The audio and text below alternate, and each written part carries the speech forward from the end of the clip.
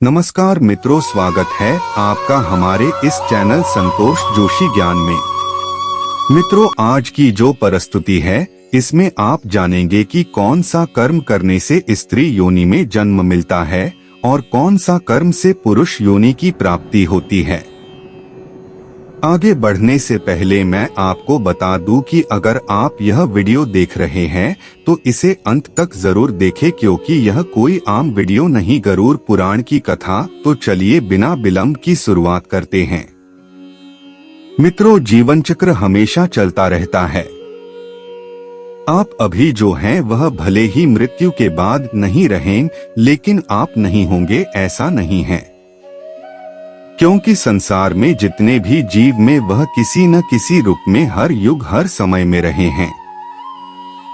यह अलग बात है कि आज आप मनुष्य हैं तो अगले जन्म में पशु हो सकते हैं। यह भी संभव है कि आपको अपने कर्मों के कारण कुछ समय तक अशरीरी बनकर भटकना पड़े, यानी आप भूत प्रेत या पितर के रूप में मौजूद रहें। लेकिन यह क्रम कभी रुकता नहीं है।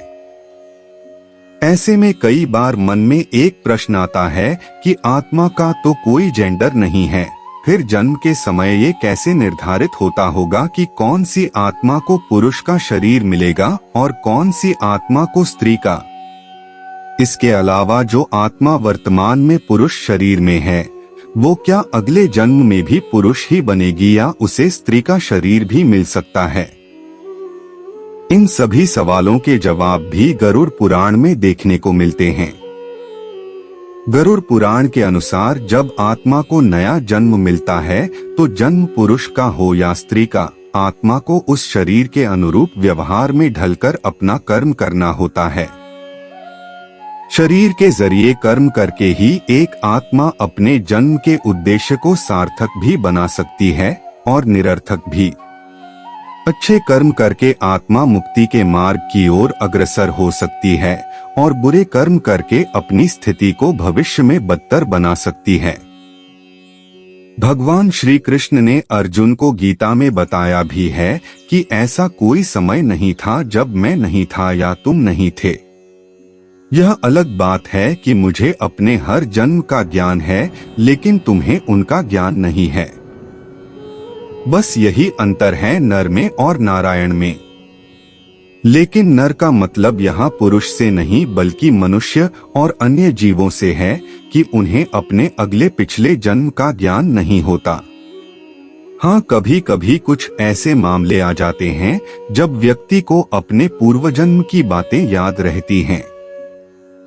और ऐसे कई मामले आपने पढ़ा या सुना होगा कि पूर्व जन्म में जो पुरुष था वह अगले जन्म में स्त्री रूप में जन्म लिया। इसका 3 कारण शास्त्रों में बताया गया है। शास्त्रों में कहा गया है कि जिस व्यक्ति की भावना जैसे होती है उसे उसी अनुरूप अगला जन्म मिलता है।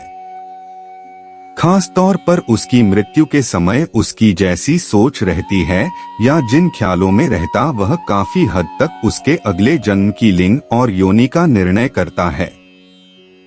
यानी जो व्यक्ति अपनी मृत्यु के समय पत्नी, पुत्री, बेटी या अन्य स्त्री संबंधियों का ध्यान करता है वह अगले जन्म में खुद भी स्त्री रूप में जन्म लेता है।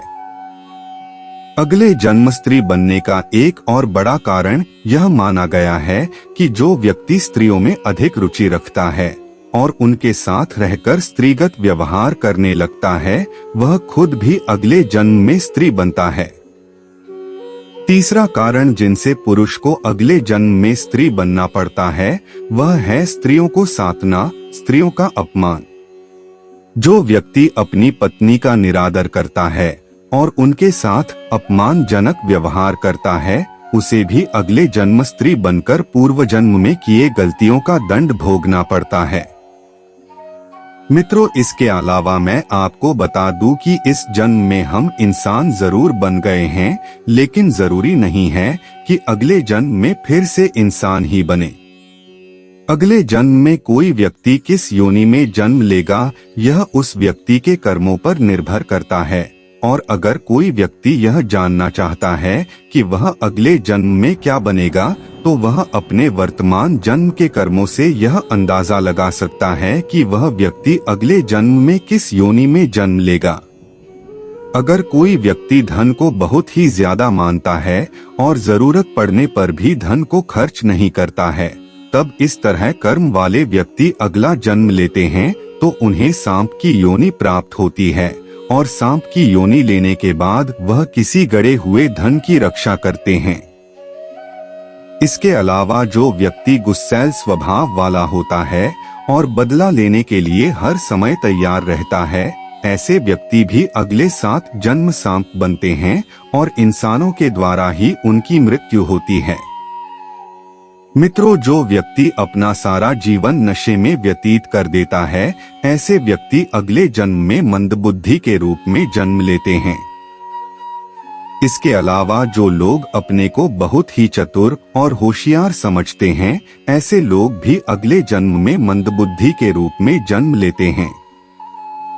अगर कोई व्यक्ति अपने पूरे जीवन दूसरों को उल्लू बनाकर धन अर्जन करता है तथा दूसरों को ठगने पर ही उसके जीवन का यापन होता है, ऐसे व्यक्ति भी अगले जन्म में मंदबुद्धि के रूप में जन्म लेते हैं। ऐसे व्यक्ति जो हत्यारा हो तथा दूसरों का कत्ल किया हो, इसके अलावा सारा जीवन उसका बदमाशी, लूटपाट एवं गुड़गर्दी में बीता हो, ऐसा व्यक्ति अगले जन्म में गधे की योनि प्राप्त करता है और गधे की योनि में जन्म लेने के बाद जीवन भर लात, घुसा और डंडे की मार सहना पड़ता है। उस गधे का मालिक वही होता है जिसकी उसने पूर्व जन्म में हत्या की थी। इसके अलावा जो व्यक्ति दूसरों की झूठी, चुगली और निंदा करके दूसरे का जीवन बर्बाद करते हैं, ऐसे व्यक्ति भी अगले जन्म में गधे बनते हैं।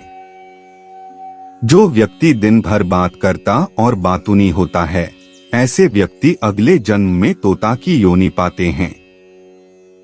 इसके अलावा कपड़ों की चोरी करने वाला व्यक्ति भी अगले जन्म में तोते की योनि पाता है। जो व्यक्ति दूसरों की खेत से सब्जी भाजी चोरी करते हैं, ऐसे लोग भी अगले 7 जन्म तक तोता बनते हैं और उन्हें नींद में फलने वाले कड़वे फल को खाकर अपने जीवन का यापन करना पड़ता है। जो व्यक्ति किसी भी स्त्री का अपमान करता है और बात बात पर परेशान करता है, वह व्यक्ति अगले जन्म में भेड़िया बनता है और भेड़िया बनने के बाद कुत्ता बनता है तथा कुत्ता बनने के बाद सियार बनता है। इसके अलावा दूसरों का हक छीन कर लेने वाला व्यक्ति भी अगले जन्म में कुत्ता बनता है और फिर सियार बनता है।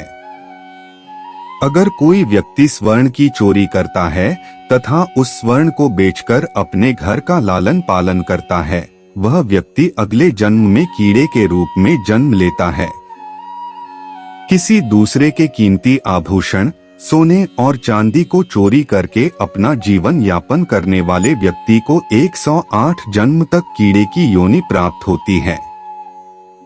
जो व्यक्ति अपने पूर्वजों और पितरों को संतुष्ट नहीं कर पाता और संतुष्ट करने के पहले ही मर जाता है, वह व्यक्ति अगले 54 जन्म तक कौवा बनता है और प्रत्येक पितृपक्ष में कौवे के रूप में श्राद्ध का भोजन ग्रहण करके पूर्वजों तक पहुंचाता है।